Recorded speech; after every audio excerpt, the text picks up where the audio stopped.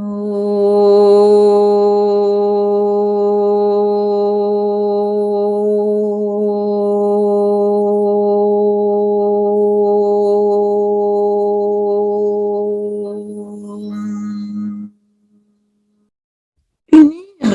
les énergies sacrées du féminin et du masculin.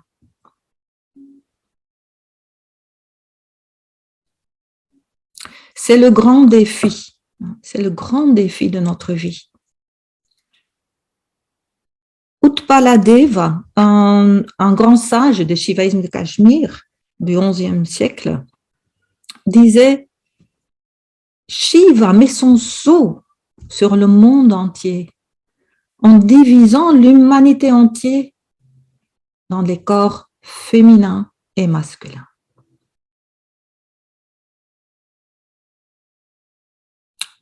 C'est un fort début, hein. C'est un saut, c'est vraiment une réalité.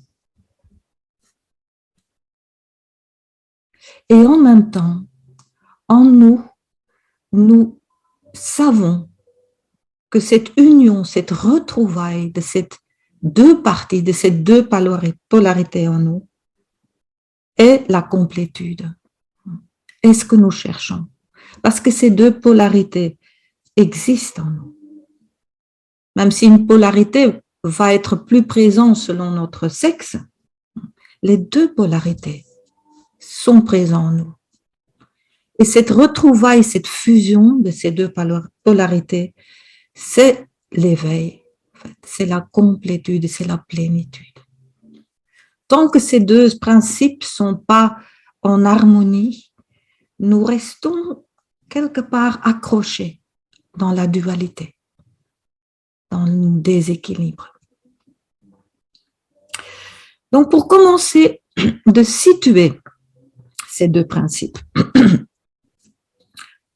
prenons appui sur les Écritures sacrées.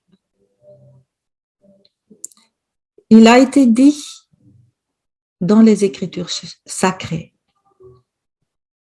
de l'union de Shiva et Shakti, de leur extase, de leur union, est né l'univers entier.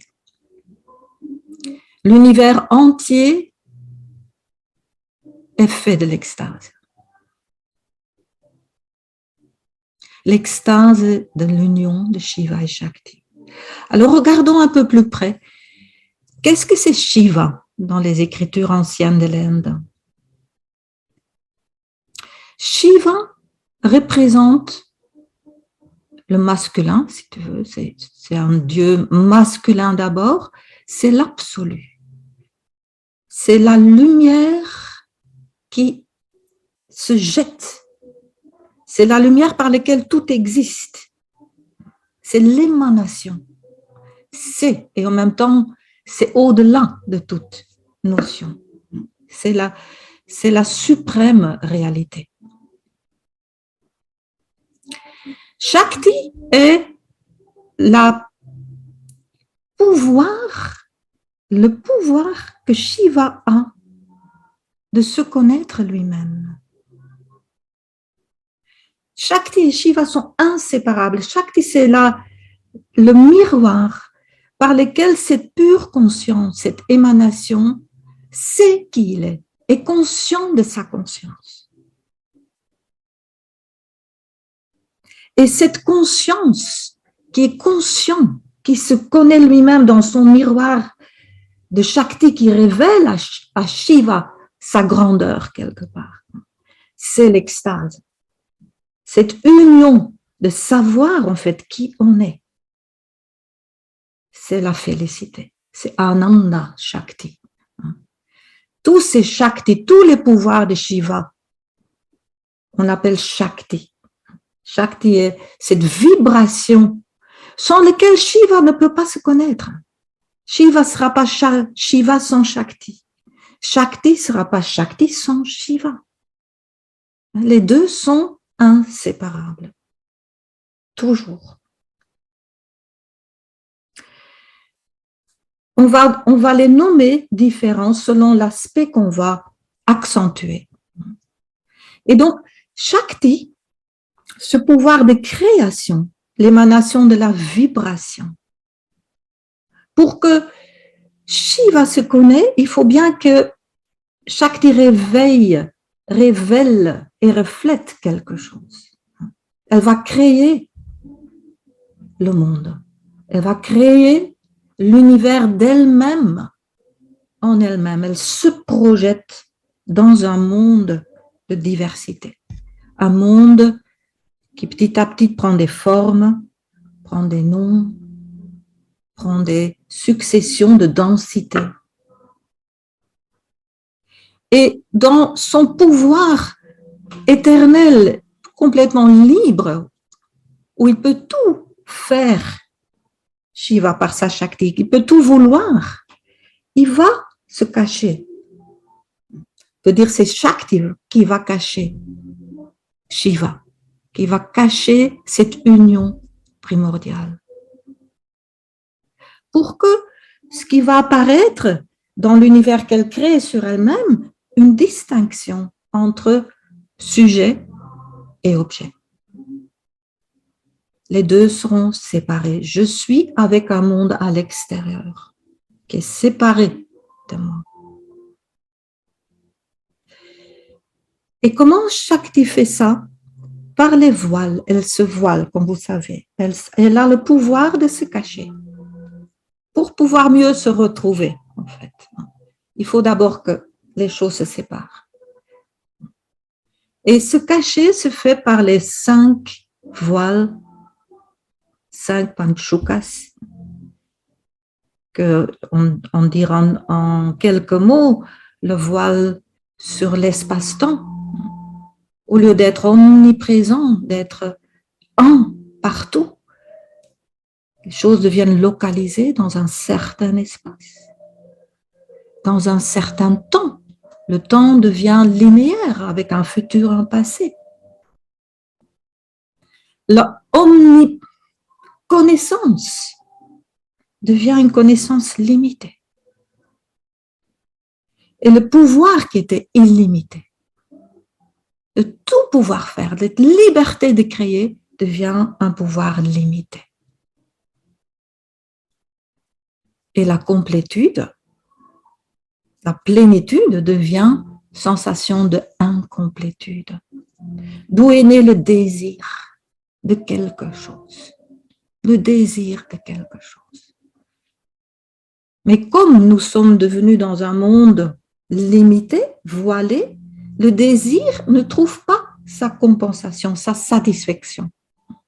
Parce que la connaissance est devenue partielle, limitée, un filtre localisé.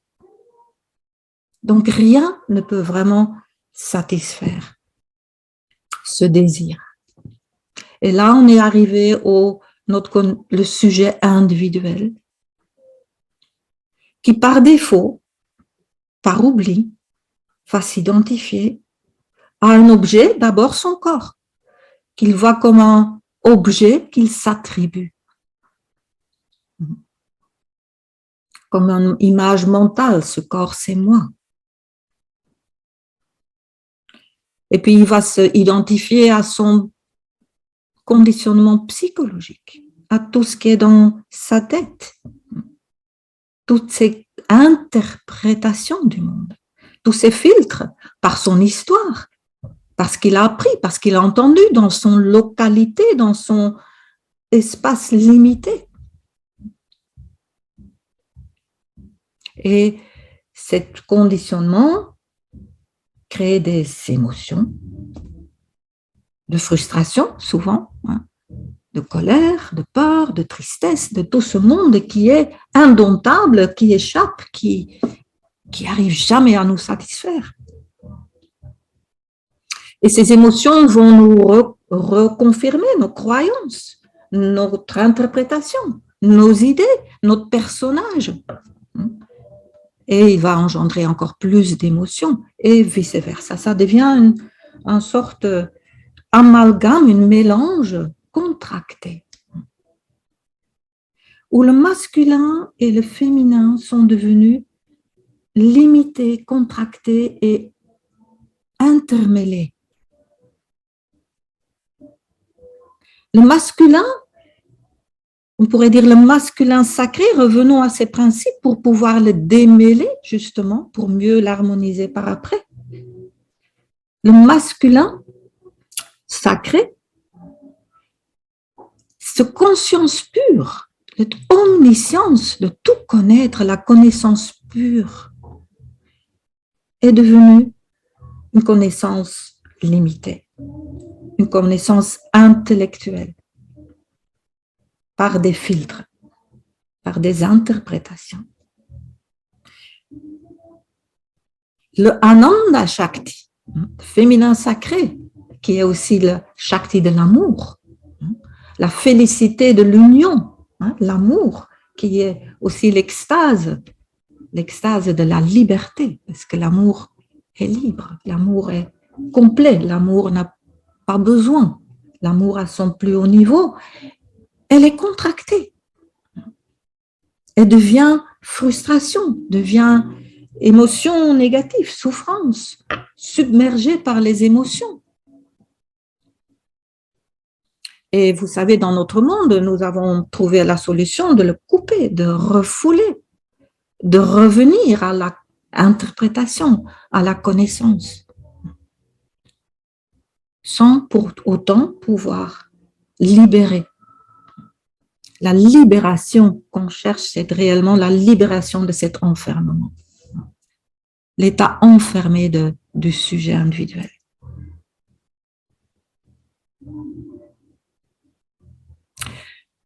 Alors, quel est le way out? Comment pouvons-nous retrouver avec une harmonie entre notre féminin sacré, notre masculin sacré? Et pour aujourd'hui, pour ce propos, je vais vous parler de quelques notions qui peuvent nous aider et nous guider. Dans notre incarnation, le masculin sacré est l'énergie et le principe qui ouvre la voie, qui sème, qui émane, qui donne la lumière, qui dirige l'attention. C'est la force de notre attention. L'attention vers le féminin sacré. Le féminin sacré, c'est l'accueil, c'est l'écoute profonde de toutes nos sensations. L'écoute des sensations. Le féminin sacré, c'est l'intelligence sensorielle, viscérale, par laquelle nous faisons l'expérience, par laquelle nous savons dans notre être. Et cette connaissance sensorielle est ce qui va nous réamener vers l'unité. C'est par la voie du senti, du ressenti, de l'émotion, mais pas l'émotion devenue contractée. Parce que l'émotion, souvent, est un mélange de sensations et d'interprétations. Il y a un récit dans l'émotion, c'est une amalgame. C'est différent de la sensation. La sensation nous donne un indice où nous en sommes. Peut-être juste là maintenant. Vous pouvez sentir quel est l'état de votre être. Sans interprétation, sans juste la sensation.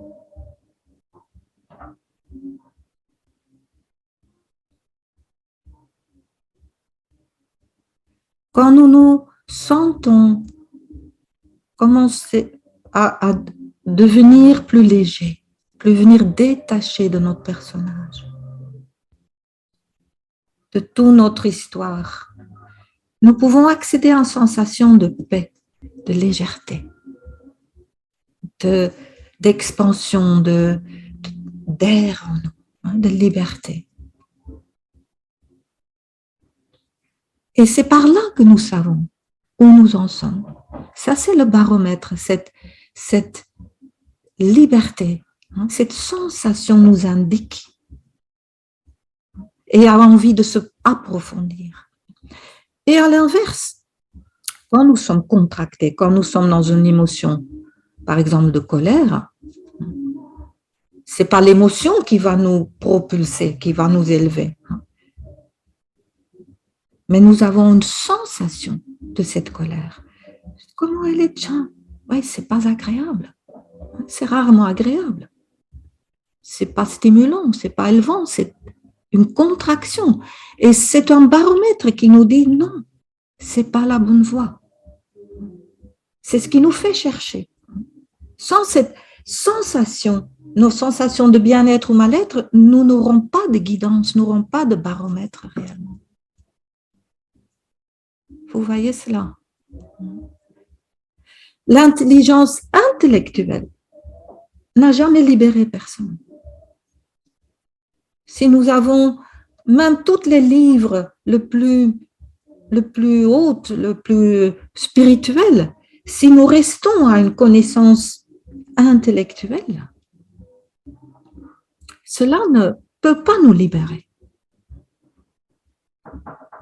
Mais il se peut que cette intelligence, certaines connaissances vont nous procurer une sensation. Et cette sensation, elle œuvre en nous. Parce qu'une sensation, c'est quelque chose qui touche. C'est pour ça que c'est senti, ça touche, ça opère, ça entre dans mon être. Et ça crée quelque chose. Je recrée à l'intérieur ce que j'ai entendu. Et là, je redeviens autre. Je me libère, je me transforme réellement. Par exemple, quand je vous dis la pensée, je suis dans le moment présent, je suis dans le moment présent. On l'a entendu souvent. Souvent, c'est le cas quand on a entendu souvent, ça devient une notion mentale. Si c'est juste une notion mentale, je suis dans le moment présent. So what? Rien ne se passe. Si je commence à sentir, à diriger mon attention sur ce que je ressens, comment je sens la présence, comment je sens la présence. Là, juste là, vous l'avez peut-être fait avec moi. Comment je sens cette présence? C'est un accueil, c'est une écoute. Et quelque chose se libère, quelque chose se passe, quelque chose s'ouvre. La présence se présente, vit en nous. Ça devient le vivant en nous. Et ça, c'est très important.